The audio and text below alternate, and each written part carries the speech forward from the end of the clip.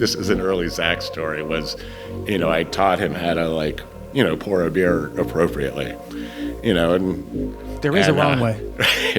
And so he's out there, he's probably 6, and he loved doing stuff. So I was like, look, you can work the taps, you can get people their beers. Like, this is a service to the community. Yeah. And all of a sudden I hear this woman like, whose son is this? What's going on? And I look over, and like Zach's like sitting there pouring a beer, and he's just like, oh my God, am I in trouble? What's going on? And I'm like, oh, it's my son. And I look at him, and I'm like, Zach.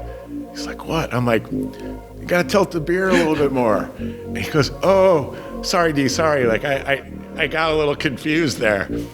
And the woman's just like looking at me. She's like, that's it? You're gonna let your son pour beers for people? And I was like, yeah. Thank you to everybody who has subscribed recently. Don't think that we don't notice. We love the views, we love the comments, we love all of the new subscribers, and we love seeing that this show is growing. If you like this show, the best thing you can do to support it is hit that subscribe button. And if you want to take it one step further, please share any and all episodes. Thank you. Let's get on to the show.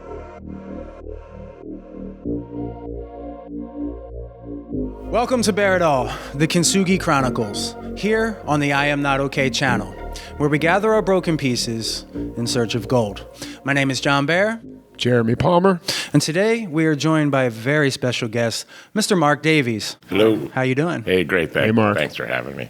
Aside from being a student here at Bare Knuckle Strength, Marc is also the father of an autistic child, and he's going to write a book called Growing Up Zach's Dad. So Marc, if anybody clicked on this conversation, what is it that you hope they would learn from growing up Zach's dad? First of all, that's a great question. Thank you for not previewing it, because I think, honestly, the answer is we'll know in an hour when we're done talking. I can't be anything but honest, and I guess just to get into it. So, Zach is autistic. We figured it out a little late because he's like super intelligent and communicates, I think, better than a lot of people on the spectrum do.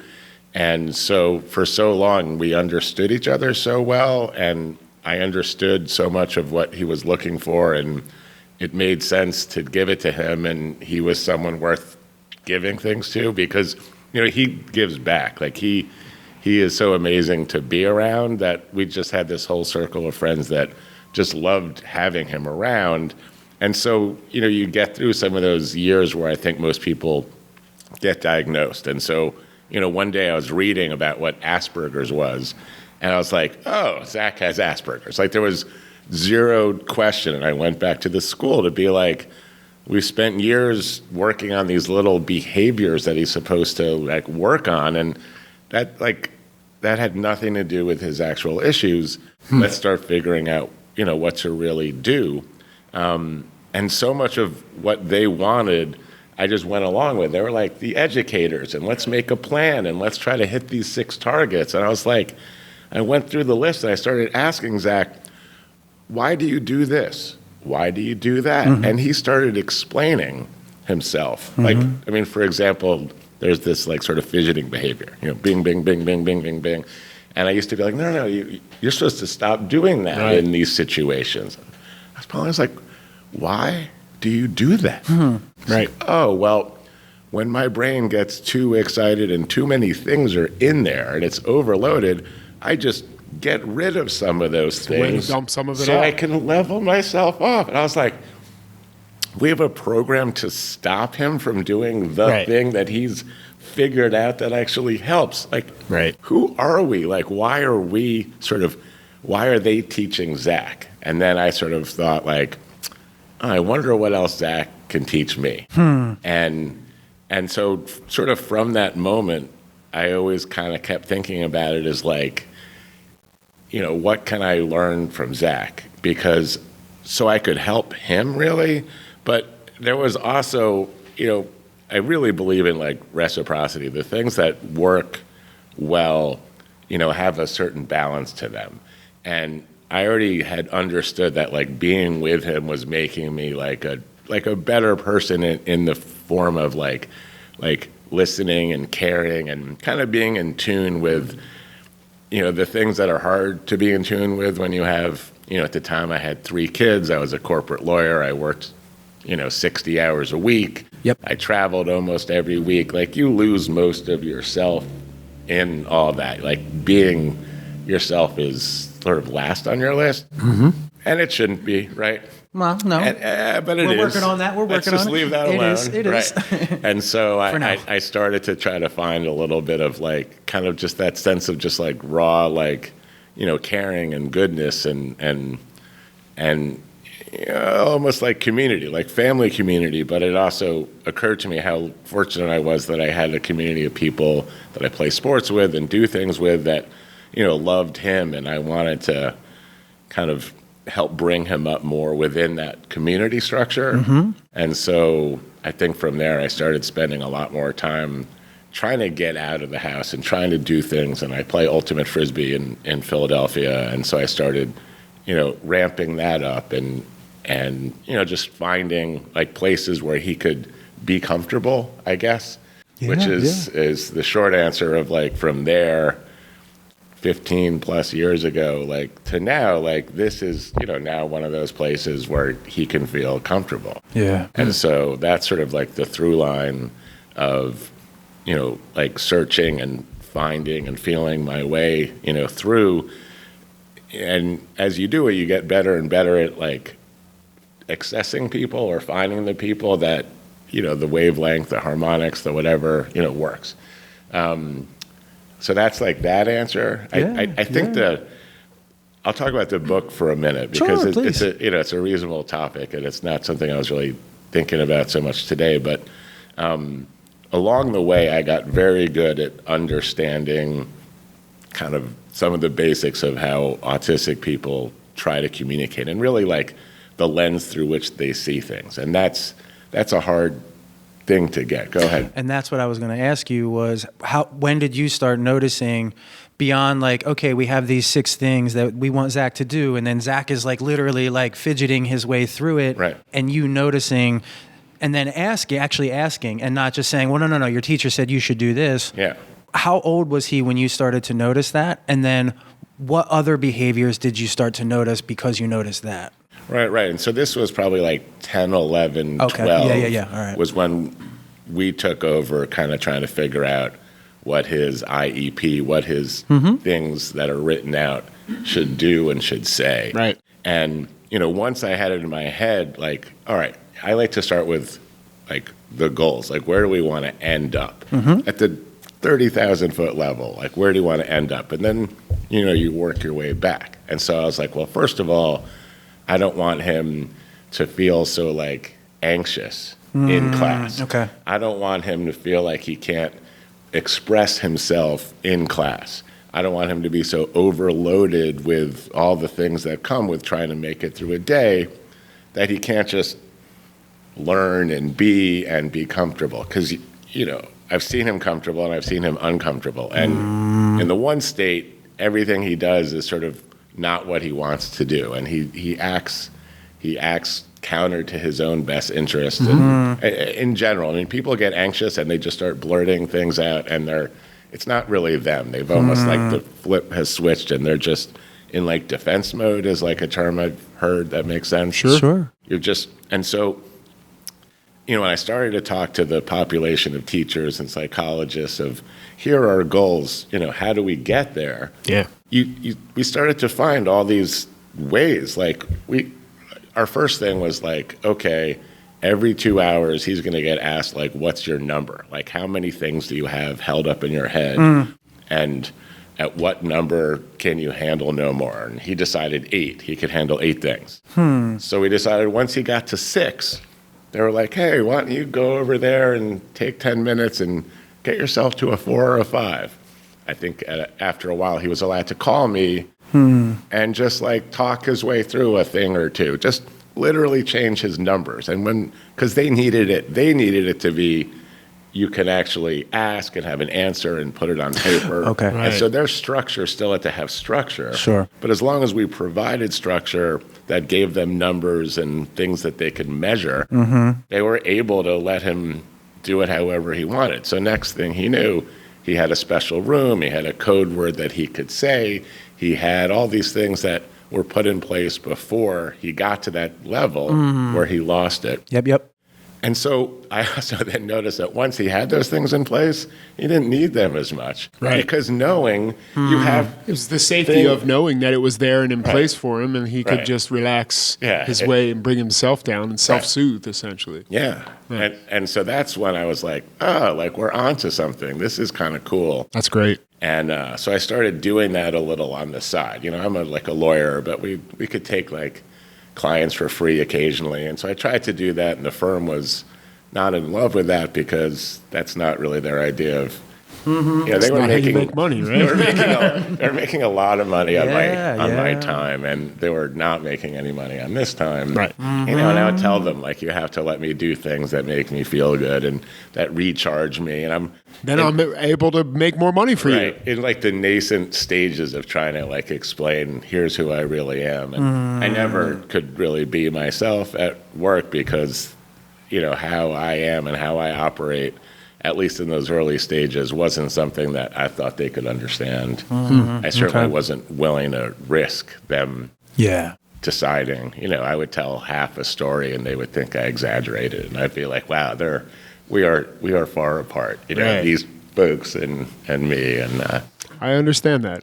Yeah, it's Does that bring anything up for you? Yeah, talk about it. No, I understand that way. Like, I've been, you know, most of my life, like, I would say I've been in places where, you know, or especially in work related places where I've been in situations and, you know, I would hear someone say something and be like, oh yeah, I got a little experience with that. And like somebody would be like, oh, it's really cool. And then like the depth of which I was ready to go into it was like, they didn't have any understanding of that. And it was like, it was all surface level stuff. And I would be like, I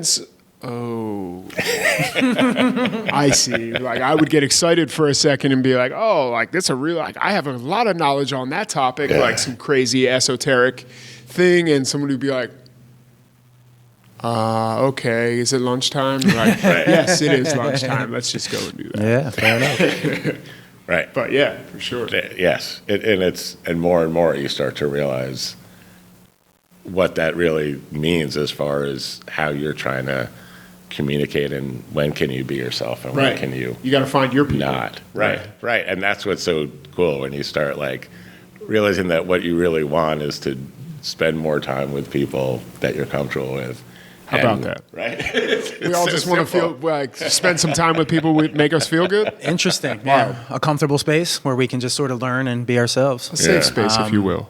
So bringing it back around then, Marc, did you notice, so it took you till about 11 or 12 before you started taking kind of helping Zach, be an advocate for Zach and make sure he had what he needed. Did you notice anything before that time that stuck out?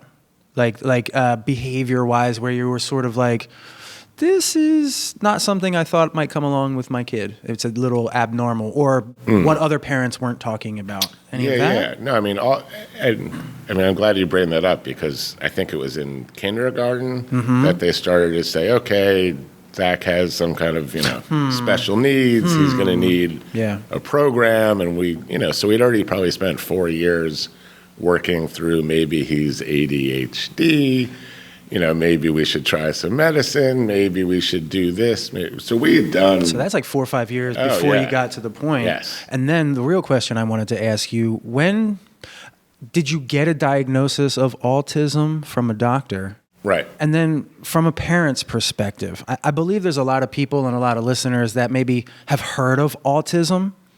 When you heard that, how did you feel? And then what is autism to you? Like, how do you see it as his dad? Right. So, there's, at the time there was a Dr. Hans Asperger who had, I think, started to study kind of classical autism, which at the time was sort of like I think there was a movie like The Boy in the Plastic Bubble, or there's, people who have almost no communication with the outside world. Right. And so people would be like, oh, he's autistic, she's autistic. Basically, boys, they can't even communicate. They're over in the corner fidgeting and can't look at you. And so, it was a series of like inabilities to communicate with other people in any meaningful way.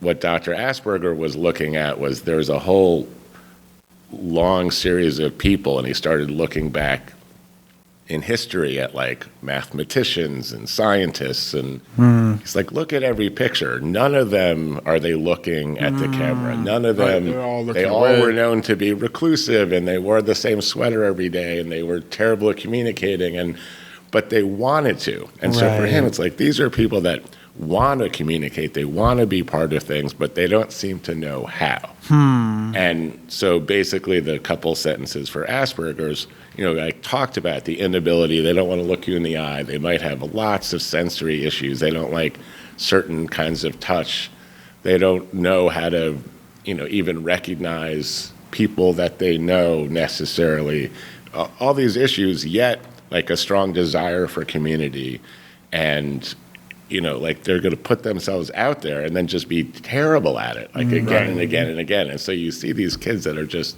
so frustrated and confused and desirous of communication, but an inability to do it well. Okay. And there's some specific things like, incredibly intelligent, will focus on a single thing to the level where they are like masters of that thing, and then they want to talk about that thing. Right. I later learned that was just a method of saying, hey, if I know so much about something, I have something to talk about. There you go. Right. I can communicate. And that's a form of communication. Sure. Other forms include, and Zach will do this even still, like making up a whole series of, well, if-thens, I say, how you doing? They like, because if you plan it in advance, you might be able to actually get pretty far along.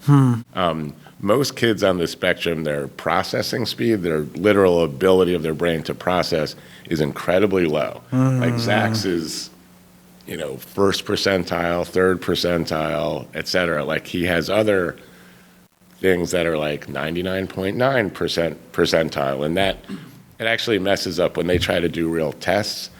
There's what they call like standard deviations. Like if everything you tested at was 50%, you're just in the middle. And you go to, from 50% to 20% to 2% to 0.2%, each is like a standard deviation away. And so his test would measure like 5 standard deviations from each other, his own ability to understand something and the speed at which he could learn something. And they'd be like, well, that's actually impossible. You can't not understand what's going on and also understand it like at the same time. Like and I'd be like, well, your test is showing that a flawed test. Like you've just proven that it's your test is flawed. And they'd be like, oh, and so I did this with the doctors that were diagnosing Zach at Penn. They have a place called the Center for Autism Research. And rather than, to their credit, be like, well, thank you, why don't you leave? They're like, will you spend some more time with us? And so Zach became a model for them figuring out how to actually test. And they kept asking me to come back. And so then they realized that when they had all these parents that they were saying, hey, your son has autism, this isn't the son you were expecting, but it's the son you got. Like, do you have any questions? There were a lot of questions. Right. And so I started giving talks every month to all the new parents. They would have them come in, and I would spend an hour, and I would answer questions, and sometimes other parents would come in and do some of the same. And so out of that, I started realizing that there were a common set of questions and we can talk about them, but like the types of answers we're discussing that were the things that help people at least kind of view things through the right lens so that they could start thinking about it in their own way and coming to terms with what it was. So that's what Growing Up Zach's Dad is. It's a series of chapters that goes through those points. Awesome. One question to that. You said there was a common set of questions. Was there a common set of misconceptions That's a great point, because it's more that everything they asked had to be redirected into something else. Okay. There's a couple things like, how do we tell our family? I mean, these are just very So that was one simple. of the ones that seemed to come up. And so I'd be like, this is fair. But like explaining what autism is, or yeah, but so the way they would how to work with a child. The way they would ask it wasn't, how do we talk to the brothers and sisters, or how do we tell the aunt? It was, yep. My son always throws a tantrum in public places, and it's so embarrassing. And, my family is like, why can't you raise him right? So what do I do with that? Yeah. They were taking a lot of that responsibility on their own. Like, I'm not raising him correctly, that this is all happening. Yep. I'm a bad parent. Like, what can I do to make myself not look like a bad parent? Correct. Right. And there's also the built-in, not just I feel like I'm a bad parent, but like I feel like I'm failing. Right. The levels of guilt are like, it's real. Think about it, because it's not just I've obviously failed, but now my parents, my brother, my uncle, Everyone. they all think I'm ridiculous. We can't go to public places. And at the core, they felt like they wished they didn't have this scenario. Because who would ask for that? Yeah. Right. Oh, this is, I've been wanting, here it is. I wanted this. Right. This is exactly the situation I was looking for. Right. And so that's really why I sort of got to like, wow, this isn't what you expected. It's not what you are hoping for. It's what you have. Let's just stare that in the face and realize it is what you have now. What do we do? And so I used to really try to take them through, when at the time I was working for Merck, they were getting sued for Vioxx, which was like one of their wonder drugs, and they were actually going to maybe go out of business because, lawsuits are lawsuits. And I spent a lot of time with the scientists that they would talk about everything in terms of benefits and limitations. Like, what are the goods? What are the bads? We're going to give you something that helps with this, but it might cause a heart attack. So let's actually weigh these things. And so I would try to look at them. I'd be like, you're only looking at the things that are the negatives. Right. Let's actually just start identifying some of the benefits. There are benefits. Like, there are things, if there's something you like, I'd always give examples. I say, I love, trains. I used to go to the train yard and mess around and, Upper West Side when I was a kid. And Zach loves trains, and we go like as a family thing, and we like follow the train tracks and mess around, and his younger brother loves messing around, and then we hop a train somewhere and we just go gallivanting off, and these are like adventures, and we're having them, and he'll do that anytime I want, and this is like cool, and you all will have something that could be something that's meaningful for you. Right. Your kid is going to glom onto that and like do it with you and become an expert in it. And you're going to have like a kindred spirit for something you love. Most people don't get that. Like, you get to like have that and shape that and like feel it, and then feel like the love you're going to get from that kid who's like, they're spending time with me. It's like a joy. It's like a ray of sunshine that restores you and allows you to be, again, the person who can do it again and do it again. And you'd see people be like, like, get it and get it. And then they would frequently like call me or email and be like, oh, like, it helped so much. So we knew we were on the right track. Yeah, like, there was that. So that's the notion. How do I communicate that out more? So you said like part of it was helping people like have the conversation with the brothers, the sisters, the aunts, the uncles. Right. You have two other children. How did that conversation go as they were? Because Zach's the oldest, and then they're younger than him. So like, how did they respond to a brother that maybe was different? Like, I'm sure they probably just loved him. He's Zach and all these things, but maybe there were some challenges. And how did that conversation go inside your house? Right. I mean, that was until I figured out the right way to do it. I waited too long because.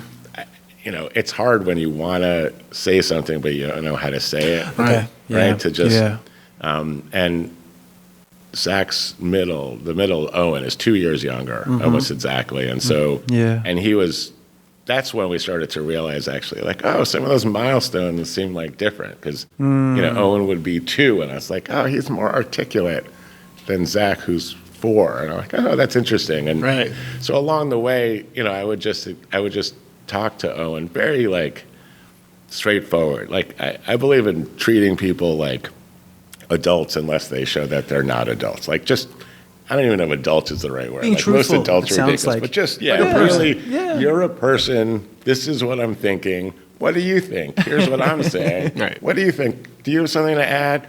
And Right. with Owen, it was always like, your brother has issues with the way his mind works. That makes it very difficult for him to be, normal and conversant, especially in school and with other kids. And, he loves you to death and he loves people and, that's great. But, there's a lot of hardships and it takes a lot of time that, I wish I got to spend more time with you. I can't. Right? However, Yeah. From your own standpoint, please just keep in mind, like, you could be like that and he could be like you. And you get to roll around and everybody loves you and you're smart and you're athletic and you've got the big smile. And Zach, who, for whatever reason, doesn't have those things but wants them, he's not that person. And you are. And so keep in mind, like, what you are when you think about how to act and be with him, and if it comes to defending him, whatever it is, more or less. And because it was just sort of continual, it wasn't like we're here to have the big talk. It was just little snippets. along the way, until at some point, it was way after he was probably almost done high school. Oh, and I just sitting with him one day, we're having such a nice time, and I was like, I'm so sorry, like, that there was so much more time we didn't get to spend together, because it just hit me sitting there like this kid like deserved more of me than he got. I don't know if that's even the right way to putting it, but thinking about it, it just hit me so strong. And he was like, no, like you did great, like it was great, like stop, and I was like, oh, look at him, like, because he had his own. Right, he had his own stuff to deal with, and he'd come to terms with it in a way that was so beautiful. I was like, maybe there's another gift, right? There's another, like, Interesting. He's a person with the kind of depth that he shouldn't have. And the younger one is even more so. Like, Sam is, has a lot of, like, elite, like, physical talents. What's like the age that, so there was like Zach and then 2 years and then how long between? And then 4 more years with Okay, Sam. so that's a decent gap. So they're Yeah. 6 years apart, and Sam has the like kind of body awareness and control and like elite athleticism, and he's like good looking and he's nice and everyone just loves him. He walks around and people just fall all over themselves, right? The funniest, he met some movie star playing basketball in New Orleans. Can't remember his name. Doesn't matter. Jamie Foxx. Oh. And when they were done playing, like, basically Jamie Foxx was all like, hey, like, let me get your number. Like, I'm in town for a while. Maybe we could, like, hang out, play some more hoops, like do stuff together. And Sam was like, okay, I'm really pretty busy, and then I've got to go do this and got to do that. And he was so matter of fact in telling the story. I don't think he Realized. like even understood. I'm like, that's like a random, bizarre thing. Wow. But early on, I was worried that because he has so much power that comes, Sam, from having all these, natural kind of athletic abilities, et cetera, that, you can easily turn into an asshole, right? Sure. And he is so far from that. Like, he is so fiercely, like, protective of Zach and will, call Zach just to be like, hey, how you doing? And if he thinks Zach is out of line, like, he'll be right back, like, no, like, I'm not taking that from you. Like, he's so, like, how they all get along is, like, pretty amazing. It makes me... That's awesome. Yeah. It's really... It's the best. Something you like to hear as a parent. Like, that's like, what else could you really ask for, right? Like, I mean, if that's the model, if that's what happened, the result, then clearly what was modeled at home, there has to be, like, take some credit or ownership of, like, you were able to put something in place for them to be able to be stable, to give them that place. And we don't have to go deep into it, but I know you didn't grow up necessarily very stable. Right. So for you to be able to turn that around and give that to your kids, would you speak a little bit to that? Like, without, you don't have to go, you can say whatever you want about your past, but like, I know it was challenging for you. I know you didn't have one of your parents, and like, how did that like how did that challenge show up with your kids, or did it not? Yeah. No, I mean, it's interesting because I used to, wonder sometimes. Someone would ask me, it's like, I knew my actual father only when I was like 18, the first time I think I'd maybe met him once before, but, I realized that as I got to know him a little bit when I was in college, and after that, I never had really felt any like particular like anger or whatever. Really? I was frustrated at one point when I realized that he is so like, I come from him, like my DNA, like how I act. His friends were telling me, I knew you were Dave's son the moment I met you. By the way you walk. By the way you walk and the way your mannerisms and and he was also like an incredibly successful trial lawyer who before that ran a nightclub in the Caribbean. He'd had this itinerant life. He's a wanderer. He's like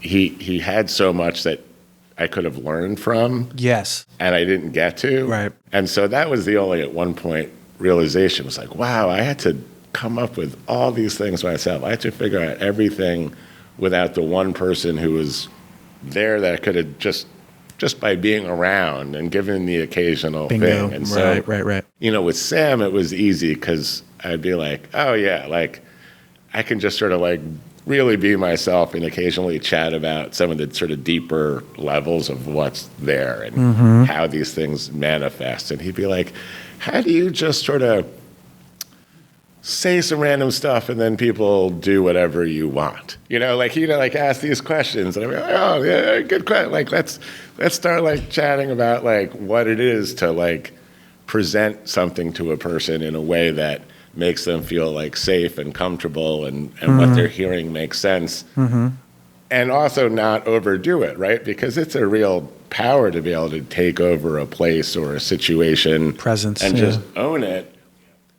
And so it's not one to like teach lightly or take lightly. Correct. But because he clearly had so much of it, I figure we may as well like get Explore into it a little bit. Yeah. And so that was always fun. And Owen had some of that too. I think, my father came from Wales. And so I think there was a lot of like, bard and sort of singing and like presence in there.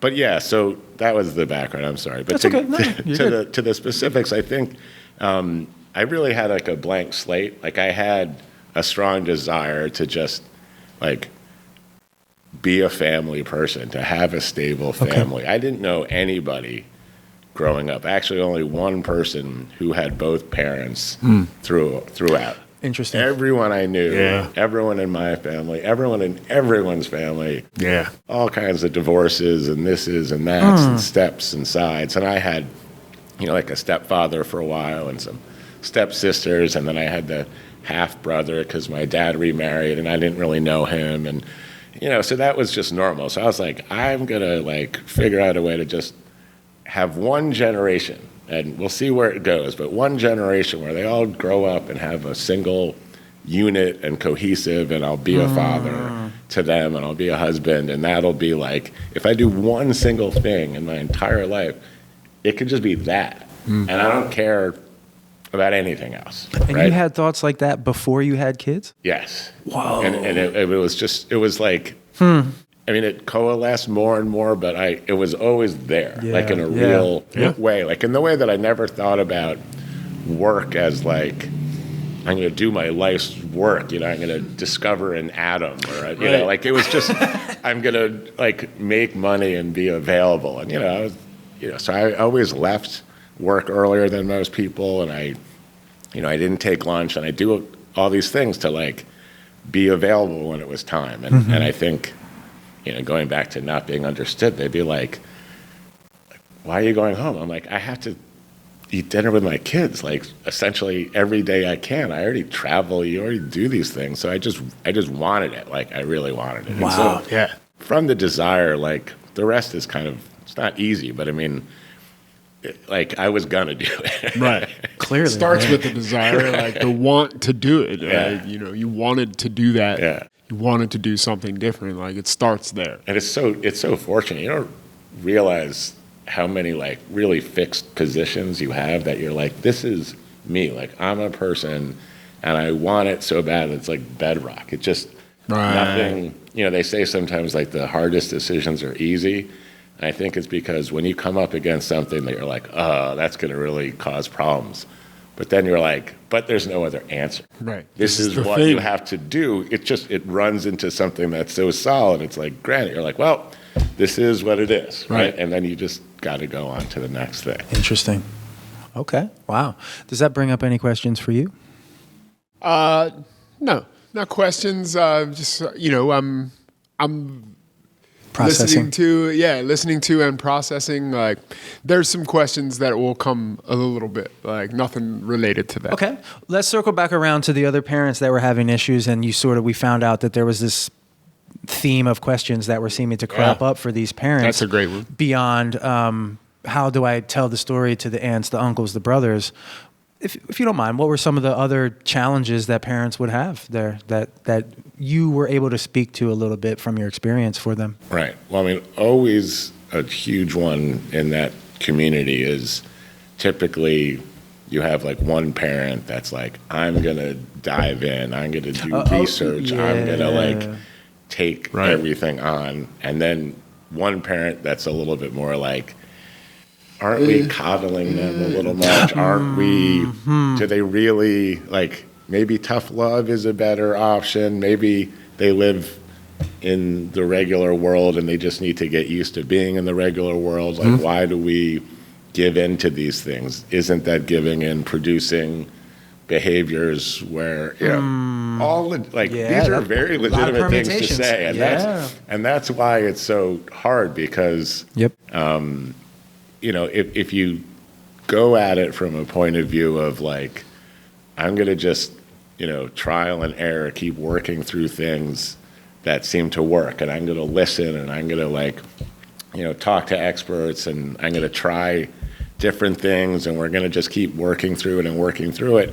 You get to a place where you find things that work better than others and find things that work less well. And then you start gravitating towards something, and so you can eventually start moving in a positive direction, but it's through trial and error. And brutal, like we've probably tried 7 different combinations of medicine and all these different kinds of therapies, and some of them are just terrible, right?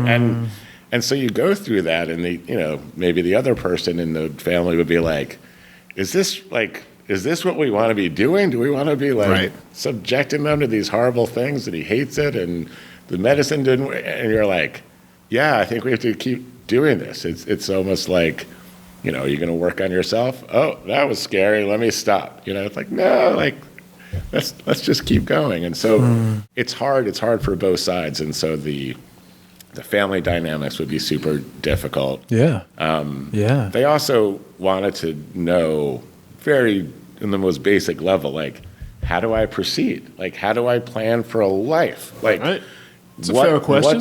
What's going to be possible for us? What should I expect? Yeah, how are we going to get anywhere? And so that's when I started bringing Zach more into play with the actual talks. You would bring him along with you? Well, eventually we even got to that. But I started, you know, the people who ran it would be like, why don't you talk more about Zach? You know, Zach works here sometimes. Zach helps our researchers. And they'd be like, oh, you have a son who's like involved in research here and he's autistic? That's what I'm doing here. Yeah, that's why I'm here. That's why they're asking me to be here. And then later I'd be like, yeah, Zach lives up in, you know, New Bedford Harbor. He's studying to become a ship captain. They're like, wait, he likes boats, right? So yes, like things, you know, usually what I would tell them around that involved, like, get off the wheel.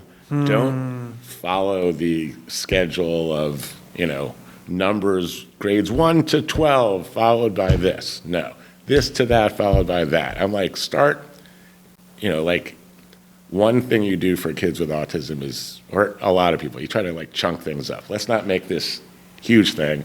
Let's just chunks. Do this, do this, do this. Okay.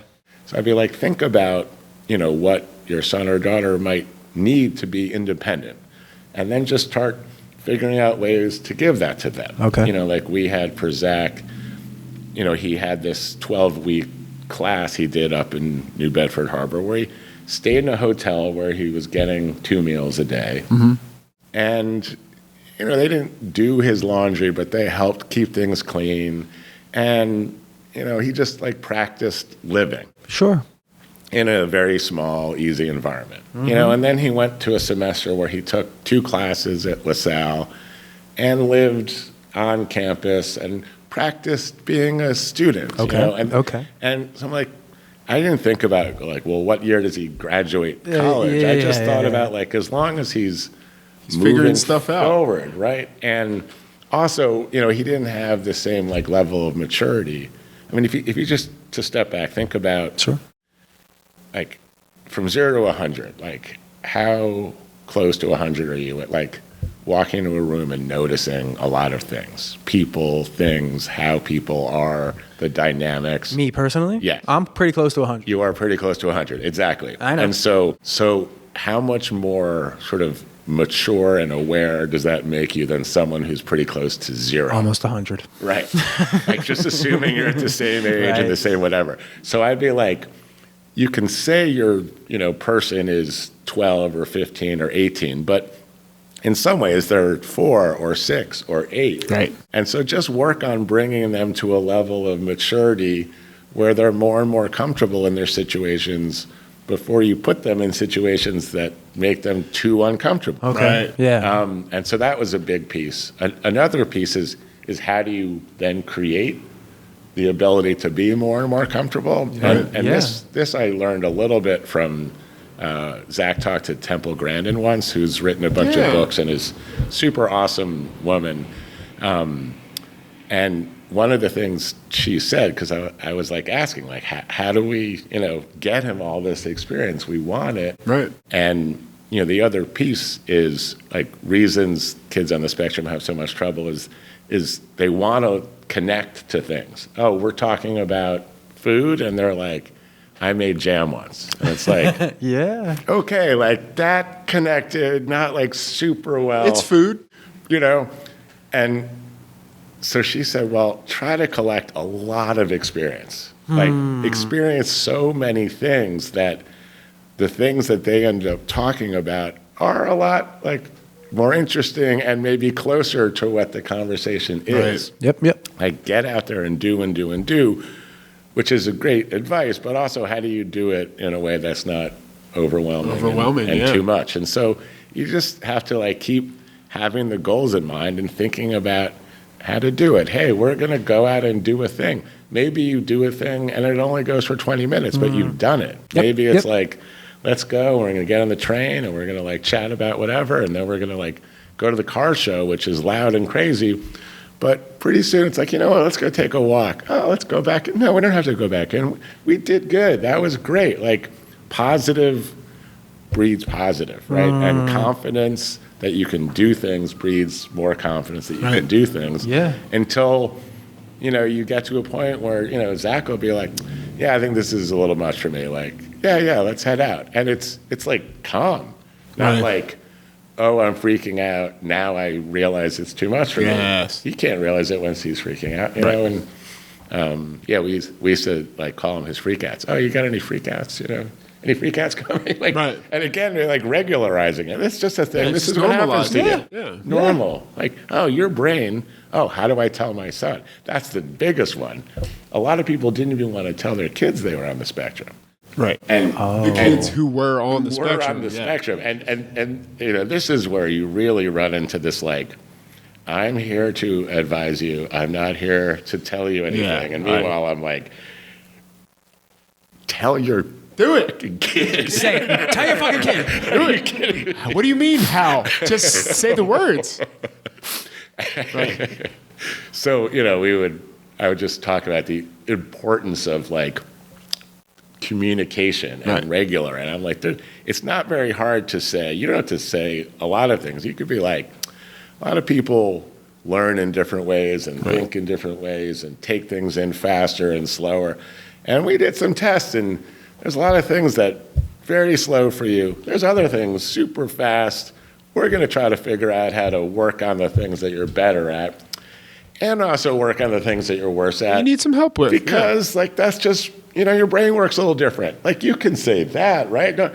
And so I'm like, and once you're there, eventually you can say, oh, and by the way, like this thing has a name and it's called autism.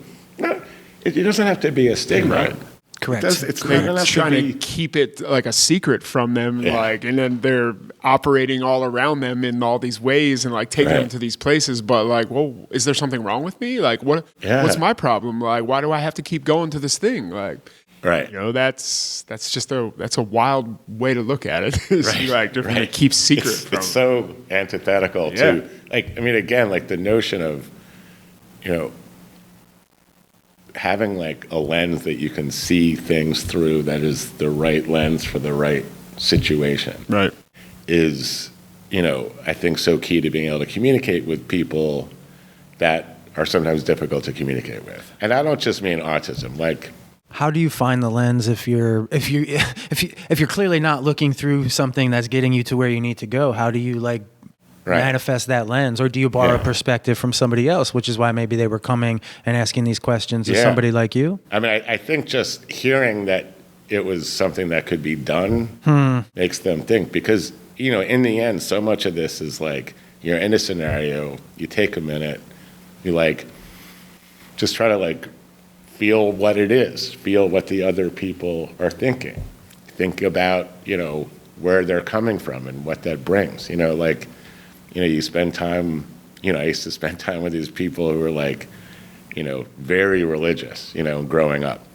A couple different religions, very religious, and you're talking to them and it's just like coming out of them, the sense of like God and like how they view the universe comes from this lens, right? And so you're talking to that person and you want to communicate with them, you have to like take that into account. You have to use like words or speak in ways that make them feel just comfortable being with you. Interesting. Right. So you don't have to be like, I'm, go God, but you it's like you said with like creating a space for autistic kids to feel safe around you so they can express themselves, maybe around parents or people that have autistic children, make them feel safe so that they can understand that there's not really anything wrong with their kid. They just need to look at what their kid needs, and it might be a little different than what other kids need. Yeah, no, you just nailed it. Like that's the essence of what it was.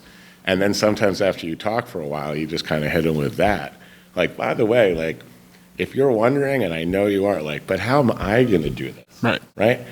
How did I do it now? Yes. I did it the way I'm like telling you. I know, like, this is it. Like, it's actually not that complicated. Trial and error. Right. The reason they're bringing me here to speak to you is because I've figured a little bit of this stuff out. But I mean, it wasn't like rocket science. I'm like, no stage is anything more than being like, all right, I'm going to take a deep breath. This is hard. I'm going to listen. I'm going to ask some questions. I'm going to think about something. We'll look into a few things. We'll try some. Oh, the ones that are working, let's try them more. Like, you just keep going, right? Gotcha. Like, just keep going. Yeah. And forgive yourself. Forgive yourself. There it is. Right? And this was a long time lost and only more recently came back to me as I've gotten through, issues with my own like injuries and trying to come back from things was, if you forget that it's really okay to like mess up and to get upset with yourself, because you do. Like, we want to be kind to ourselves, but we're not always kind. Nope. And I think people pile on more because they failed than the initial like failure. And so that's the piece that I would just, I would tell them. I mean, it's like that scene like with Robin Williams, like, it's not your fault, it's not your fault in Good Will Hunting. Right. And then he's all of a sudden like, oh, I can't hold it in any longer. Right. Like, it's been my fault. Right. It's not your fault. You just hit on something I think is very important, because all of us in this room have experienced failure on some pretty big levels. And yet we're still here and we were still willing to get up and sort of do our best to move forward. And it's part of the reason I believe we're in this room together is we're sort of attracted to people that like didn't stay on the mat or didn't let failure define them. Correct. Is that like a thing that you think is an inherent trait or a skill that can be learned? Like people getting up off the mat or just like if they get punched by life, oh no, I'm just a failure because this thing happened versus maybe it's an opportunity to learn and you can apply that to the next thing. Right. How do you speak to that? Or how did you come to being able to like get up more? Yeah. I mean, first, it is in every second something that can be done. It's not inherited. It's not like I wish I had that gene. Okay. In every single moment, you can decide what the next moment will be for you. Like no one owns your brain. No one like you can hurt in your body, your knee can whatever. None of those things matter. But you can say, all right, I'm thinking a negative thought. And then you could think, I didn't want to think that thought. And then you could think, you know what? A, I'm going to forgive myself for thinking it. And B, I'm just going to try to think a positive thought in the next second or 10 seconds. And it's like practice. You just practice doing that. And, you know, this came to me through, I guess I had 10 surgeries in 10 years. Oof. And a couple of them were pretty rough. And, you know, my body was like basically destroyed. And I kept being like, okay, I'm getting close. And then it's like, oh, you have an infection. We got to do it again. Oh, we got to do it again. And so, you know, I reached a point where I'd be like, I'm so like, I'm positive. Like the way I've like lived my life is like positivity. Like I am positive. I am, you know, forward looking. Like I can beat, you know, anything. And you can. But sometimes I'd be like so down. And then I would get down because I was down. Yes. Right? That's a cycle. And that was when I finally at one point was like, oh, like it's the second layer that's really taking me down. Like, what? Like, can't I just stare at myself and say, I'm going through really hard times, so I'm going to like lose my positive energy sometimes. Can't I just say, of course I am? What kind of bullshit? And that's okay. Right, what kind of bullshit? His shirt says it right there, right? Right. Like, I'm not okay right now. Yeah. And it's okay. And as soon as I like realized that again, and I thought some about how I used to like look at in the audience and be like, it's okay that you're like disappointed by this. Like let's just accept that and then forgive ourselves and move on. And I'd be like, oh, right, I have to forgive myself. And it's like a phase transition, right? Like water to ice. I'd be like, oh, all right. It's like I have a new tool or I've rediscovered an old one. And now I can just like in any moment kind of like dip in and out of like, yeah, that's fine, that's fine. And it's so like light and airy. And as soon as I felt that again, I realized like, you know, I was like back to being unstoppable. And that's when I'd been on antibiotics for about almost 3 years. And I'd gone off them for short periods and my infection had returned and the doctor had been like, you know, don't ever go off antibiotics again. Like, you know, you have a reasonable chance of dying. Yeah. You know, I don't want you to die. Like, looks bad on his record. Plus, he probably Because that's what he cared about. He probably liked me a little. Yeah, and, hopefully. And, you know, that's when I realized, like, no, like, I'm not going to live my life on antibiotics. And it wasn't right for me. Like, I'm going to, like, do this one more time. And figure it out. Right. And, you know, that was the time that it happened to work. And I happened to be done. And, you know, in and amongst those couple of months where I was, like, waiting, is it going to happen? Is this, you know? Yeah. I just felt like so much like enjoyment, like so much like almost like sensory, you know, illuminating, like enervating joy at doing like every little thing, like getting on a Frisbee field even though I couldn't run, or just being with people, you know, that I hadn't seen, like just like sucking in life through like a garden hose. And it just was so enriching. I thought at a certain point that, like, you know, what I got out of all that is something that I treasure so much. I was literally like, I think I wonder if it isn't actually worth it. Like, if all that suffering wasn't actually worth it because what I have, right? That's and heavy, that dude. made me That's- like tingle. I'm like, oh my gosh, is that? I just felt that. Was that actually worth it? That I have so much ability to like enjoy and feel that it's just like it's like luminous and amazing. And you just left me an amazing opening because we've talked about you being Zach's dad. Who are you, Mark? Where do you come from? This podcast is sponsored by Bare Knuckle Strength. If you're ready and willing to start getting rid of and or release your pain, one of the best ways that we have found to start doing that is self-myofascial release. We have created a program here at Bare Knuckle Strength. You can get that right now for free by going to www.bareknucklestrength.com/release. www.bareknucklestrength.com/RELEASE.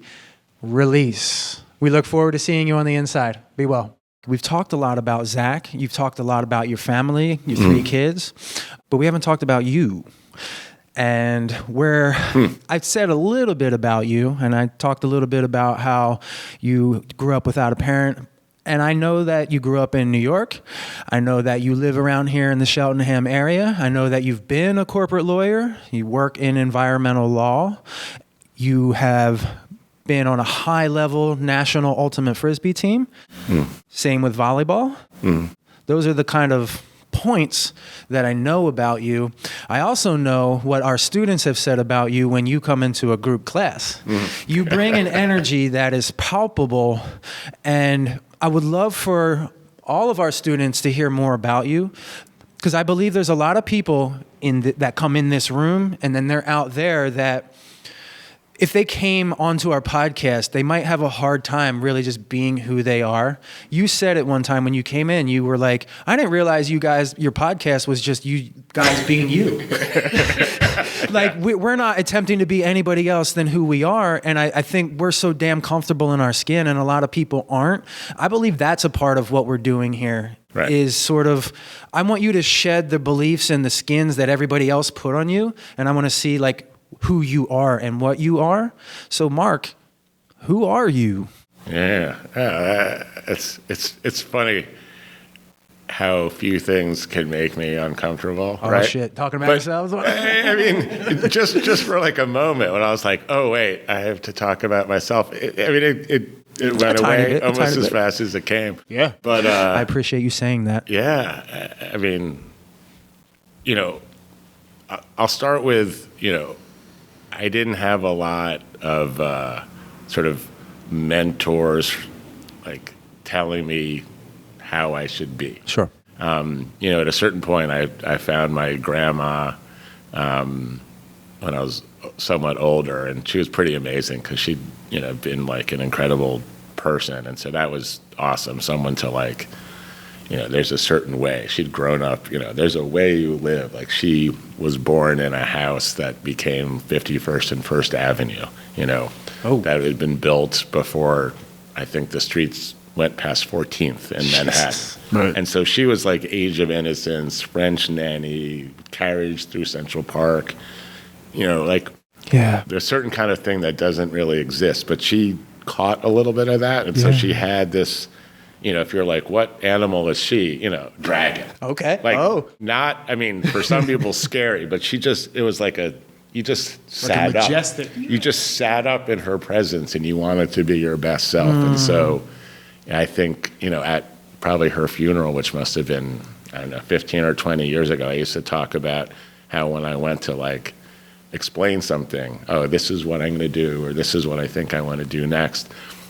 I'd always like play it in my head, like what she was going to say before, so that I could sharpen, my arguments to the point where we would be sitting together and she'd be like, oh, you're not so bad. You're like, you seem to have a little brain. Like you've thought about this, and I was trying to explain to all the people that were there to pay homage to her that like, I could like call up like her in my mind's eye and just, replay like experiences and thoughts. And, I can to this day, like plenty of times I'll be like, oh, right. It's just, what would Maggie do? Like it's sort of like yeah, Maggie. That was so funny too. Yeah. Marjorie, fine. Marjorie. Maggie. She liked to be Maggie. Do you think that ability to like call up that and have like pre-rehearse those arguments with her has influenced and helped you be a better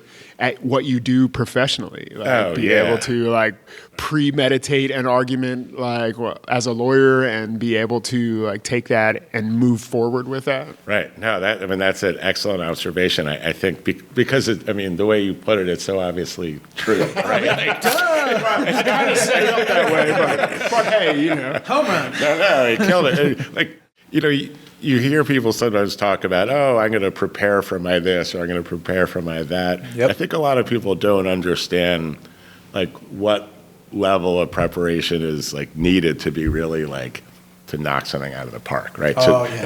To really like agreed. Not just like, I'm reading and I wrote down my thing and I looked at it again and so now I'm ready. Like it's more just within your head, like thinking and like playing it out and like letting your mind almost like wander through possibilities, because the things that are going to get you are the things you didn't prepare for, right? And so you have to have something that is at such a different like level of understanding and awareness that like you're almost like happy when someone comes out of left field. You're like, I've been in arguments where someone will say something that's like a little outlandish but clever, and I'll be like, that's a little outlandish, but it's clever. Like, I like that. I'll be like, Your Honor, did you see, even though like that piece of the statute doesn't actually apply to this contract, he's sort of trying to be like, walk with me outside of where we are over there and let's bring that in. And I'm like, we should be like, good job. Like, you have a tough case. I have a better case. And you're saying this and the guy's just really like, good job by you.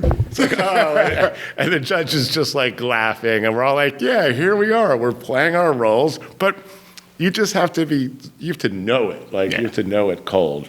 Right. And you only know it when you've played through. And this is what I was thinking about, but it's super important for people to understand. Like, I became as successful as I was as a lawyer by having carved out space where I didn't have the computer and the phone in front of me. Mm-hmm. And I had a little couch and I had a little table and the lamp actually I had gotten from my grandma. And I would just turn it on and I would read or I would think or maybe I would take notes. And I would spend, real time every day over there, like deep time where I didn't answer to any dings or bangs or anything. And that's how you get into the deeper levels of awareness and thought. And, you're working for $1 gazillion an hour on like $1 billion case. Like that is required for that stuff. Yeah. Right? But that's for almost anything. Like, you need to have time where you can just let your mind drift a little. Mm-hmm. I would take naps, honestly, every day. Yeah. You're going and going, and all of a sudden I'd be like, I'm just like nowhere. Whatever it is. And I'd just close my eyes and let whatever came into my head go. And then next thing you know, I was, I'd wake up and half the time I'd solved whatever I was thinking about, right? But to just like reconnect to one other piece. Yeah. I think because for the most part, I had to come up with things myself, figure out like how I want it to be. It's like starting from scratch. Yeah. Like, who am I? Like, what do I want to be? Like, what makes me happy? What makes me sad? How do I know the difference? Right. Like, those kind of thoughts have always been the kind of thoughts I had. And I think because of them, it allowed me to, for so long, I didn't understand that so many people didn't also just figure out like, oh, do I like you? Do I not like you? Yeah. Are you fun to be with? Like, just like these basic things. Right. They just, everyone's trying to get along with everyone else, and everyone is sort of following everyone else. Like, so, I always laugh when I come to like a street where there's like 2 turning lanes and like everyone's in one, and I'm like, I'm just driving to the other. Like, why did you, around it? why did you, Yeah, right. yeah. Why, you had to follow. And then I'm So I like, have to go through it. poor, But this is the way it's supposed to be. I have to get in line behind everyone else. Right. It's I'm like, not comfortable unless I'm part of the group. right. And it makes me like chuckle, but also feel a little sad, you know? Yeah, And so yeah, like yeah. one of the things that like I really get so much out of like the feeling of accomplishment is just the little moments when you talk to somebody and have like a conversation about something real, and they get so excited to be like talking about something, because most times, you're with your normal friends, you can't even talk about the things that are most interesting. Oh, I wonder, like, what is the nature of the universe and how do we fit? Like, you're not going to chat with your buddies. Some people do. I do. You do. I do. Of course we all do. We all do. I guess that's I weird. actually hey, Tyler, if you're watching, I actually just had that conversation a couple of days ago again. Like Oh, we sweet. yeah, How did that go? it continues. Yes. We are all one. Just continues. It just continues. So great segue into that, because at what point did you realize you were sitting in this place and you're like, what do I want to do with my life? Who do I want to be? Yeah. At what point did volleyball come into that? Because that's a great place and like one of your pieces that you talk about a lot. I know we talk about it a bunch. Yeah. I'm a big fan of volleyball too, but like at what point did like volleyball at the level you were playing it come into play? Or, Right. where did that come from?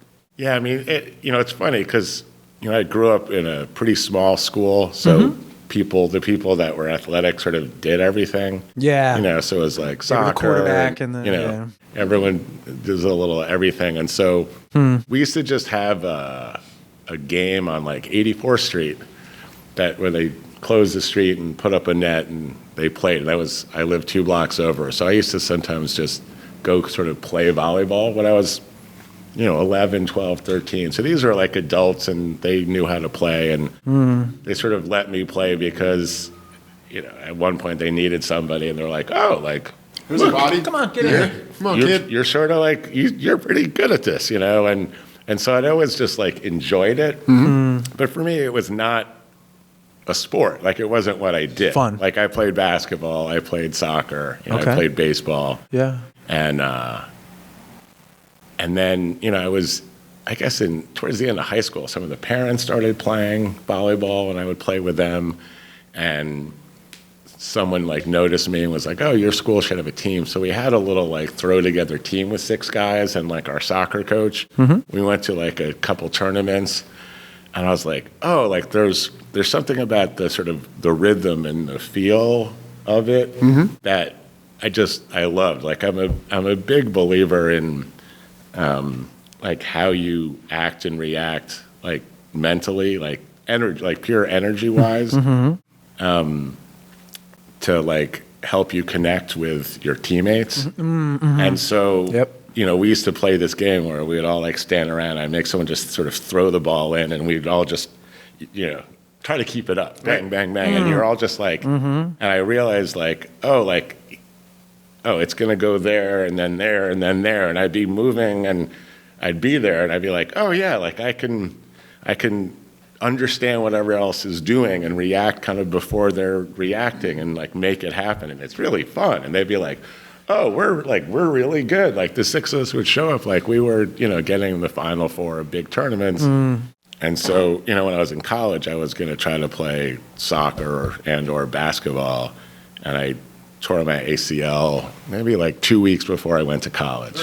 So I didn't that first semester do anything. And I was in the gym trying to rehab second semester, and that's where the volleyball team was practicing. And it was the same thing. They were like looking at me and they needed somebody, and I was like, Know anything about this? started playing, and they're, the ability to like read and react makes for a really good blocker.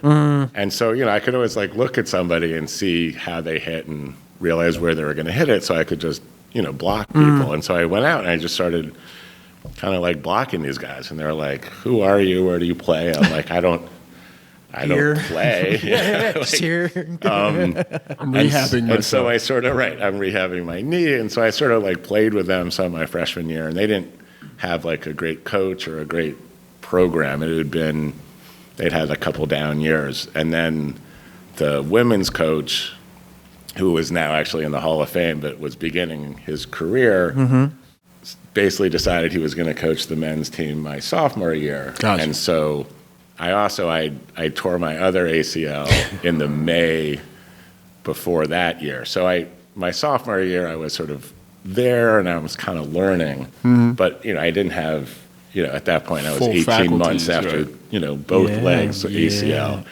And, but this guy was a great coach. And so the first time I actually got to learn the sport, I learned it from someone whose technique was like really high level. Yeah. Nice. And I'd had a couple times for a couple of days here and there the opportunity to learn from great coaches.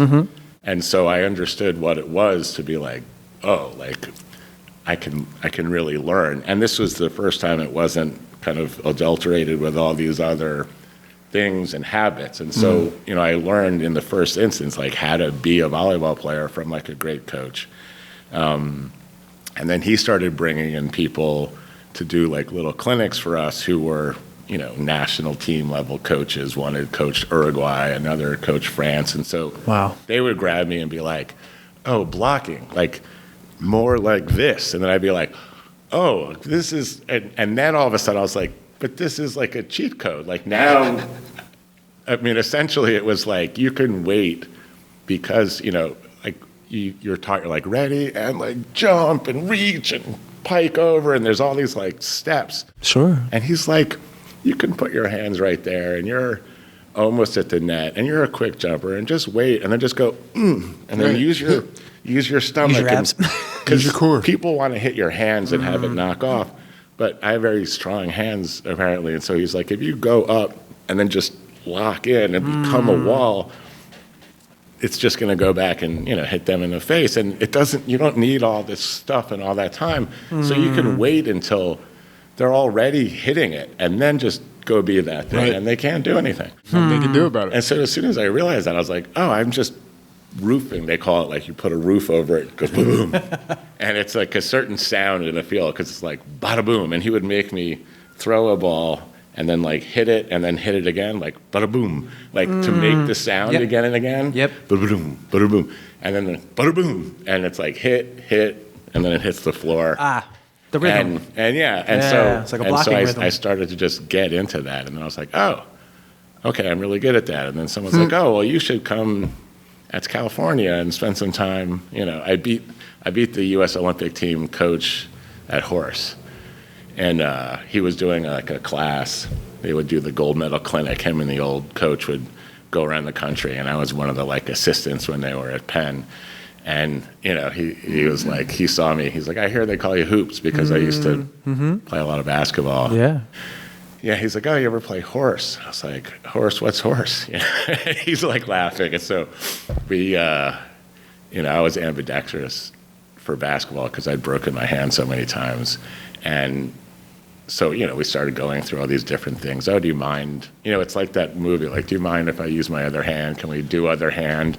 And it turned out he'd been shooting with his offhand. And so now I had been shooting with my offhand. And eventually we're like that little sword, fighting game, like, oh, I'm also right-handed. Yeah. And so we're just like laughing, and we finished the game. And I'd said that if I beat him, I wanted to be able to work at all his camps, like everywhere. Yeah. Be like his protege. And he was just like, sure. I mean, You're not going to beat me. Right. He's playing with his offhand for fun. Right. And we finally finished, and we, all of a sudden, like all these people, there's hundreds of people that are watching. It was a 5-minute break, but we spent half an hour playing. Right. And we're both like, whoa, like we got so into the competition. Anyway, that doesn't matter. But so I then went out to California, and I got to like follow him around and learn. Yep. I mean, how to play, how to coach, like how to... And you were 20, 21, 22? Yeah. I was 19, 20, 21. Right. So I didn't... Yeah. I'd my mom had, I guess, separated or divorced my stepdad. They'd sold the house I'd lived in. Yep. So I was in college. I didn't really have any particular place that I lived. Where'd you go to school? I went to Penn. Oh, you did go to Penn That's how for we came here. undergrad. I Yeah. got you. All right. So And we came down from Penn. I didn't really have a place in the summers, and so I would just drive around and do these camps and stay randomly all over the place. I stayed in California with friends a bunch, stayed up at Pepperdine where he was the coach, and just got to kind of live. I mean, talk about experiences. I probably had a 3-year or 4-year period where I didn't really have a single place that was my place. I just was here. I was there. I lived in Telluride. I lived here. You meet people. I just take a trip and just not have anywhere to stay. Yeah. Always find people, and you get in a certain rhythm where you're just enjoying yourself so much and so happy to connect that people just see you and they're like, oh, well, come stay with us. And you'd be like a great guy. You're yeah, that's you wanna great. Sleep on my couch? Let's go do that. And it was That's a different world, it sounds like. it was lovely, right? So I got to through all these. He's like, oh, well, come play out. We're gonna play some matches, and I'd be looking. I'm like, oh, that's Eric Sato. That's Karch Karai. These are guys on the national team, and I'm playing with them. And I would go through these little periods, and this is actually kind of interesting because I never understood how being really good and getting to these levels is itself scary. You have to be I'm really good. I'm playing at this super high level. What if I can't keep doing it? Right. What if last week was just... This was it. It was a fluke. Because as soon as you think that, you're not at that level, right? Right. Every moment you're All thinking mindset. that, you're not at that level. Bingo. And so I had to keep being let me just keep rolling with this. Whatever it is, it is. Let me just... I'm doing well. Let me leave. I didn't even realize it. Let me leave those negative thoughts behind. Right. And let me just be positive, because that seems to work. And I think this was behind my mind, things were happening that I now understand better. Because, I'd only played volleyball for a couple years. Sure. And I was playing, with all these people who they'd all played their whole life. And I was, in the room and I belonged. And, it shouldn't really have been possible. And even as I think about it, it's kind of bizarre, but, I could jump really high. I had 36-inch vertical leap. I have a lot of awareness, and so I'm comfortable. And I have a lot of, I can get out of my brain and just be. My friend who's a brain scientist for GSK or something tells me that, if you see something and then do it, the actual space, the amount of distance from the eye to the hand is measured by, X. If it has to go in here, roll around, get sent through your nerves, and then come out, it's X times, 1.5. And so if you're just reacting versus thinking and reacting, one is much faster than the other. Sure. And so if you are on the just react, you are actually ahead of the people who are thinking their way through. And so everything seems a little slower to you relative to them. Talk about relativity. Relative to the rest of the world, the actor can do it faster and it seems slower, and you're getting there ahead. And so, I reached this level where someone hit a ball at 100 miles an hour and I'd just go like this. I'd be like, oh, I dug the ball and it's going to the center and we're playing the point, but I don't remember how I did it. I just did it. Yeah. Right? Yeah. And so that's the zone. People talk about what is the zone. It is when your brain is not there and your body is just doing. And so volleyball became a sport where you can constantly just do. Try to touch the ball, try to do the thing, see what's happening, react to it. And because it's fast, you hit the ball hard, things happen fast, you're just and you're just in this sort of my one French coach used to call it the sphere. He's you must make your body like a sphere, like a sphere. And I'm the sphere. I'm like a sphere? Okay, I'm feeling the sphere. He's screaming at me. Get your head under the ball. I'm get my head? How do I get my head? Right. I'm going what am I? You metaphysical motherfucker. What are you talking about? What are you saying? But yeah, so that's where volleyball it had the right makeup to use the things that I kind of naturally had and also had thought about. I mean, I wrote a paper in high school about how to get into the zone because I saw Pele do a bicycle kick once. Right. And I constantly was like, a person did that. Like, they did that thing. Like, that is possible. The human species is capable of jumping up in the air and, and then, I would occasionally feel things like that, get into these like rhythms and just sort of do stuff. And I'd be like, what did I do? How did I do that? And I realized that there was something. And so it's something I've been sort of chasing and wondering after for a long time. And so, yeah, that was it. Neat. How did that lead to Ultimate Frisbee then? Where did that come in? Is that like a 1-2, like volleyball, and then we get into Ultimate? Yeah. Sadly, like I totally missed out. Like the people who played Ultimate at Penn when I was there were kind of like jerks, and they had just won a national championship the year before I arrived, so they had a little of that like cachet. I loved a little swag. I loved like throwing a frisbee, and I loved playing catch, and I loved running. I used to play in the Sheep's Meadow in Central Park, which is like one of the big open spaces, and the best team in the country at the time practiced there or used to like mess around. And they would do this thing where they'd be, 40, 50 yards apart. They'd take 4 or 5 discs and they'd be just throwing them back and forth. And a group of several people would sort of train on one disc, and you'd all just run and all try to just outleap each other to catch the disc. And so I used to play with them all the time and, sky these guys and, constantly. That's partly how I got to be really good at jumping. I did that. You were like, want to jump high? Like jump 1,000 times a day as high as you can for 5 years. Yeah, and specificity. Right. Just jump more. Just jump and jump and jump. And so I already knew. They're like, oh yeah, we're New York. We go to the Worlds, we go over the world, we play. And so I knew like there was a thing, and I got to Penn. I was like, I want to play. Yeah. They're like, whatever. So then 10 years later, I found it because Lenora, my wife, was here for a summer. I was away, and so she had a friend who was like, "Oh, come play." And I showed up, and I was like, "Oh, this looks great." Because a disc, you can throw it straight.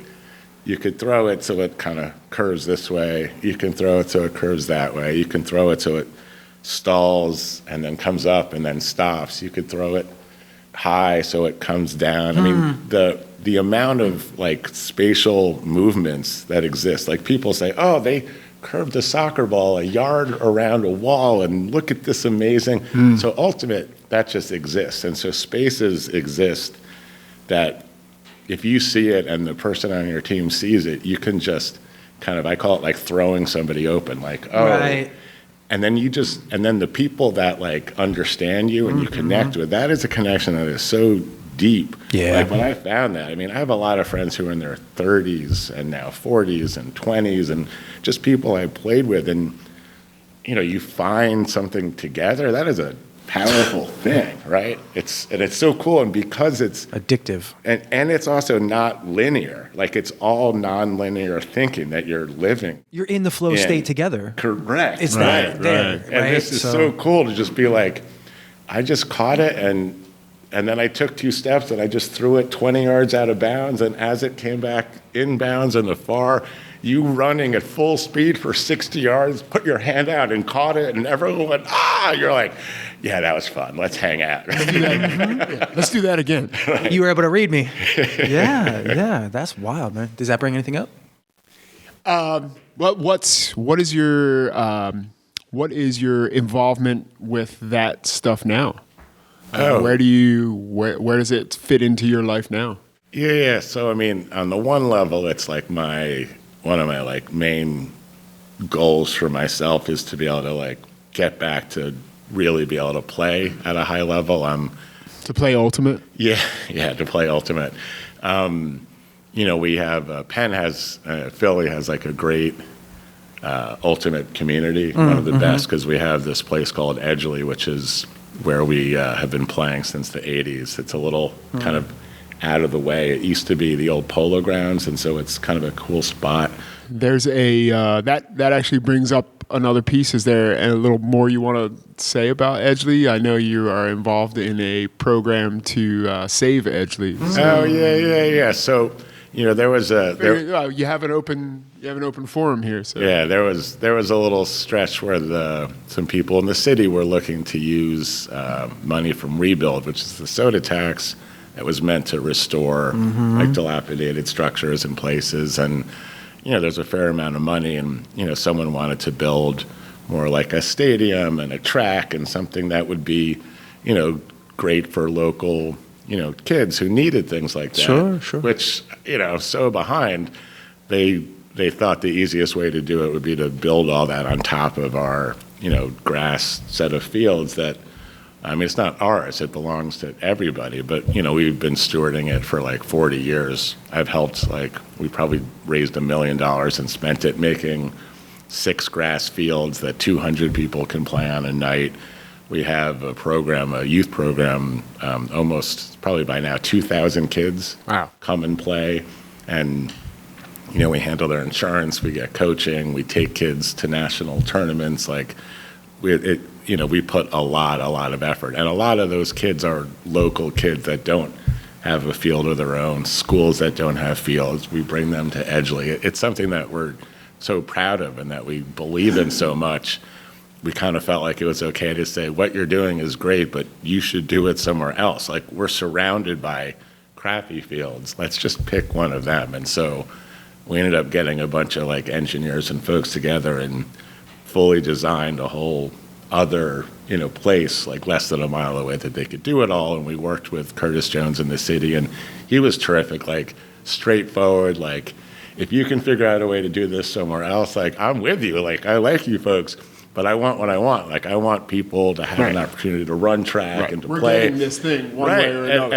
And which is totally fine. And so, it's still ongoing, but I think we have some understanding that, because we've offered another place, that I think that's what they'll do. But yeah, I just want to be able to run and play, and the same brain guy who taught me about was the best player. It's really annoying if you're out there, so nice, greatest athlete, smartest guy. Pain in the ass. Right? I hate having to deal with people like that. God damn, Curtis. No, but so he spearheaded when we were in our 30s, Philly won nationals one time, which is a pretty huge achievement. And then when you age up into your 40s, it's called the Grandmasters. And so we ended up winning a Grandmasters, which was really fun. And then out of that came great Grandmasters. And so we had some great Grandmasters national championship, which was fun. And now they have, if you're 60s, it's Legacy. And so that's still coming together. So I'm really only 2 years away. I guess a year and a half, because I'll be in my 60th year. Something we're working towards. So my goal is to be able to be fully the Legacy master on the field playing. Other than that, I just want to get back and play in the leagues and meet a 20-year-old person to connect with again and know them for the rest of my life and just be back to that. Because it's the greatest experience to be in a place with 200 other people, and you're I played with 100 of you, and I played with 50 of your parents, and people come and hang out, and just it's another safe place. It's a place you can really be yourself. It's the place really we raised our kids among a community of people that were a little ridiculous and a little silly and a little fun, and they learned kind of how to be, I drink a couple of beers, but I'm not I get drunk and act like an idiot and fall down. That's I'm not that person, but all my kids sort of saw what it is to just be yourself and a real person and enjoy yourself and be kind to your friends and do favors for people, and they do favors for you, and how to be a real person in a way that's joyful. One of my favorites, this is an early Zach story, was I taught him how to pour a beer appropriately, and There is a wrong way. And so he's out there, he's probably 6, and he loved doing stuff. So I was like, look, you can work the taps, you can get people their beers. Like, this is a service to the community. Yeah. And all of a sudden I hear this woman like, whose son is this? What's going on? And I look over, and like Zach's like sitting there pouring a beer, and he's just like, oh my God, am I in trouble? What's going on? And I'm like, oh, it's my son. And I look at him, I'm like, Zach. He's like, what? I'm like, you got to tilt the beer a little bit more. And he goes, oh, sorry, D, sorry. Like, I got a little confused there. And the woman's just like looking at me. She's like, that's it? You're going to let your son pour beers for people? And I was like, yeah. Like, he didn't have the cup tipped over far enough. That's all. He's like, this is early training. This kid's going to be like a valuable commodity later in life. He's like, I tap the kegs, I do the beers. All he wants to do is help people. Like, should I? And she just like basically ran away. Like, I don't know what to do. We're like, thank you for coming. Yeah. We appreciate your patronage. You can self-select right out the door. There you go. Yeah. Do you have anything to add to this? No. All right. We've come to an amazing place here. So let me see if I can kind of tie all this together. Okay. So the reason that I met you, and you mentioned your wife, Lenore, I was in a networking group for this business, Bare Knuckle Strength, and I got to meet her back in 2018 or like early 2019. And that's sort of, I got to be in a room with her for a while. She's an architect, and I obviously strength training and personal training. So we got to network together, and then she came and trained for a little bit. I remember we were doing a program, and it hit right before like COVID and all that stuff. Right. So then it was like we had to shut everything down and go our separate ways and stuff. And I got like a session or two with you in there as well, but I didn't know that you had kids at that point. So I find it interesting that Lenore, thank you very much. Miss you. I hope you're doing really well if you're watching this. And thank you for introducing me to Marc. Because now you're in this room and you're talking about like you want to get back to these levels. I want to run. I want to play. You know, you said 2 years away, 1.5 years from 60 is my guess. Yeah. So like most people at 60 are thinking about like what retirement home they're going to be in, and you're like thinking about rebuilding your body and like kicking ass out on the field as a legacy grandmaster. So tell me then why, and we're pulling this all together, like you're here now training with us with Zach. What brought you back into this room here with us? Like I think I know what it was, and this conversation might highlight that, but you felt something that most people didn't. Yeah. You know, so I went through a lot of programs. Like I can imagine. Just the You've regular. Seen almost all the training. You must have. The regular PT, and let me try some of this, and let me try some of that. And, you know, there was nothing that worked, right? There was nothing that could get me past just an initial, it's almost like, are things two-dimensional or three? Like all the things I was doing was like two-dimensionally thought of, like go ride the bike more, go do whatever more. It was just consistent things you could read about and are normal. And I just didn't have a setup that was going to work for. I was somewhat abnormal. I have too many things wrong with my body that I couldn't, you know, doing one thing hurt the other thing. You know, I'm trying this, and now my back's out, and now my calf, whatever. And so I remembered essentially like it's more of like a mental image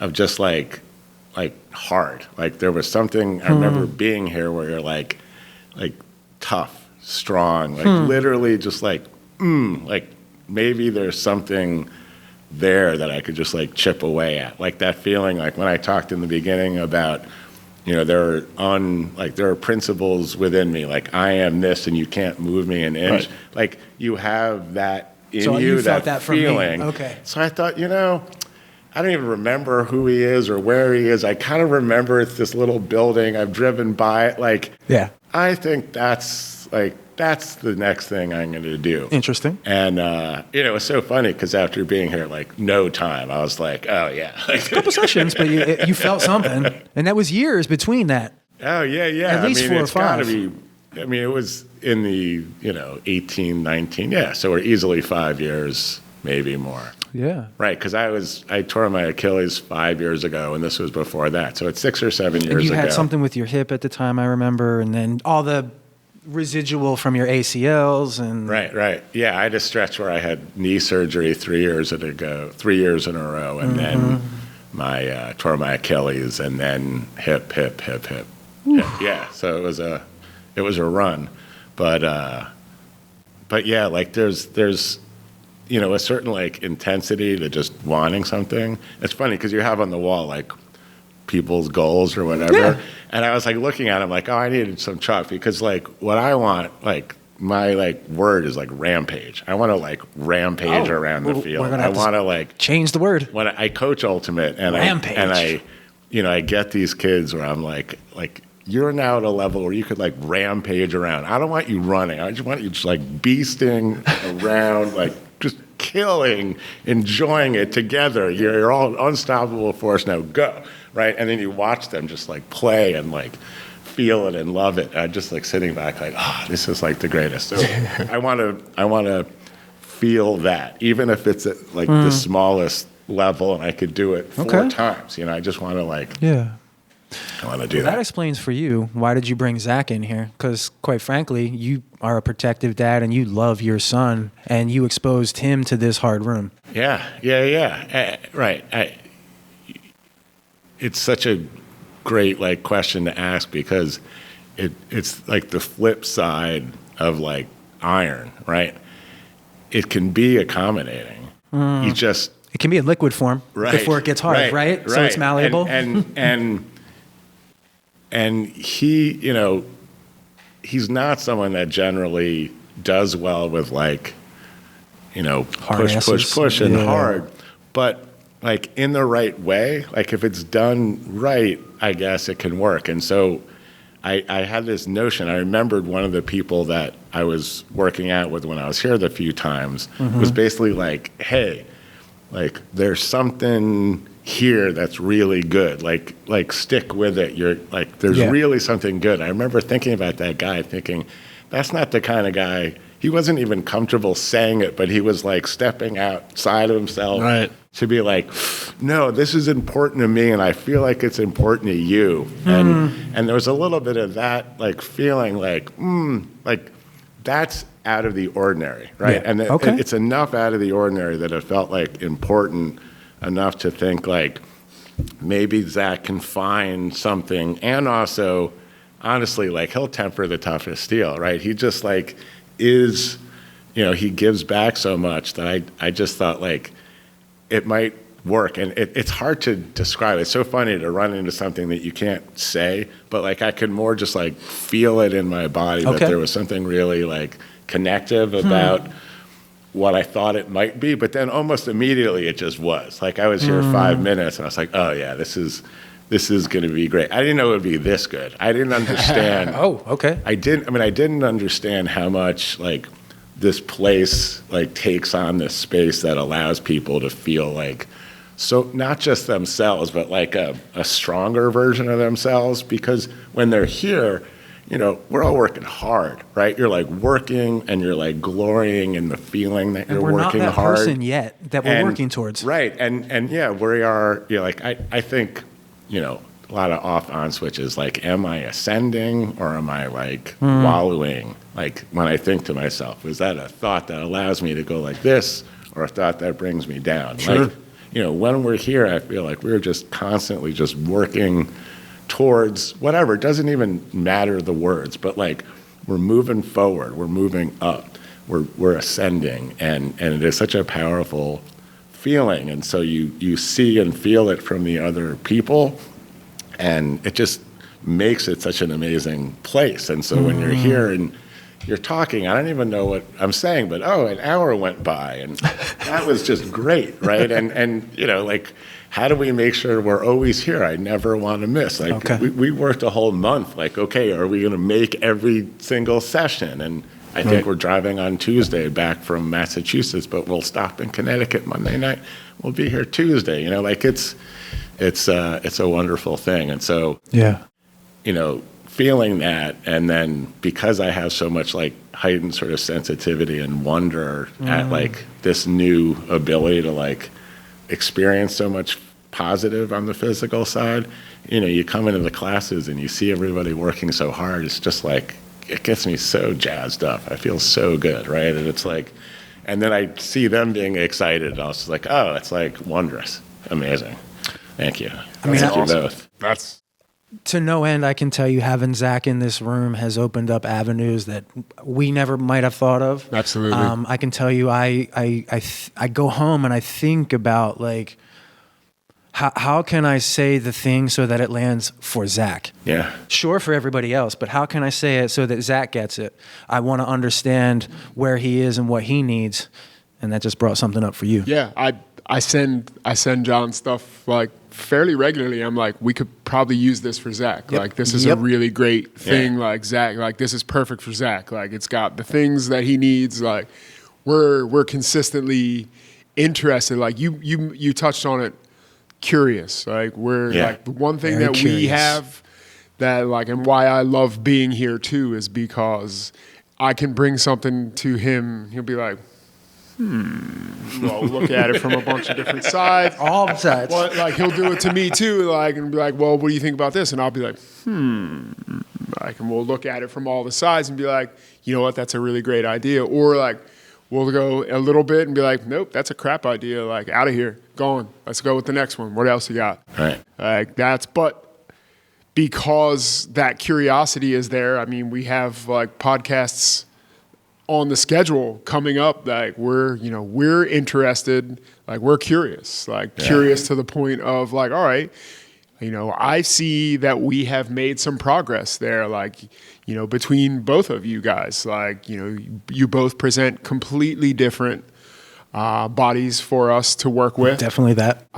Completely different levels of like understanding of your bodies too, but you both have, like, he has your same, it's the word I'm looking for there. You're like your vigor for like figuring it out. Like, he's got curiosity Yes, too. he does. Like, he listens when we talk to him, like, and, you know, for whatever reason, like, for as the way that we have been able to present ourselves, it would appear anyway that he trusts us. Like, he feels comfortable in this room, and he's comfortable here to be like, hey man, you can go a little more than that. Like, you can do a little more than that. And he's like, oh, you're right, I can. Like, he doesn't, you know, it's a really amazing for us too, like, in the same place. Like, we're learning how to do that better through him. Like, I personally, like, I'm learning how to be better at being a coach by being his coach. Right.